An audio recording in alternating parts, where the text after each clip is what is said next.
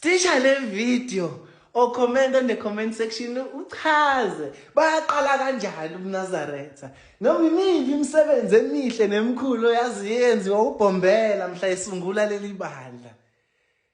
Mina ukhona engikwaziyo owenzeke ezweni laseMthwalume. Ubhombele ehamba efuna mina nawe wafika ezweni laseMthwalume khona umfundisi enimaziyo nanomfundisi niyamazi umfundisi uDuma. Kwamfundisi uDuma kwakukhona usizo lwabehlela kwadlula umama edlula lo mama lo enosapho lincane uzele usana nje lincane lizelwe uthi medlula lo mama lo emhlabeni saba sikhulu isililo bengazi ukuthi ingane iyonceliswa ubani ukuze ikhule.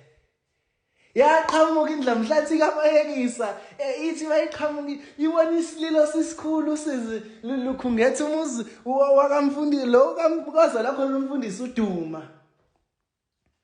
Isililo sisikhulu isiyafika indlamhlathi kaMayekisa iyabuza bayichazela ukuthi kudlula umama obekumele ancela ushiye usapho lincane lizelwe.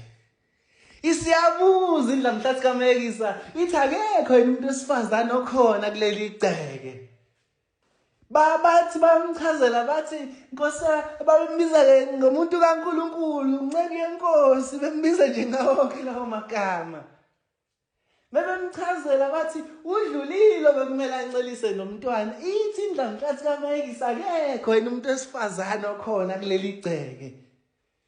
Kuthi okhona ugogo lo gogo usedlulile esikhathini sokuthi angancelisa umntwana ithi indlamhlathi kaMayekisa mbizele zela mebembiza lo gogo thi indlamhlathi kaMayekisa isimthandazela ithi umthandazela uthi wathi mephamisa ikhanda embheka ubhombelo engasabhekeke sewumlilo esabeka.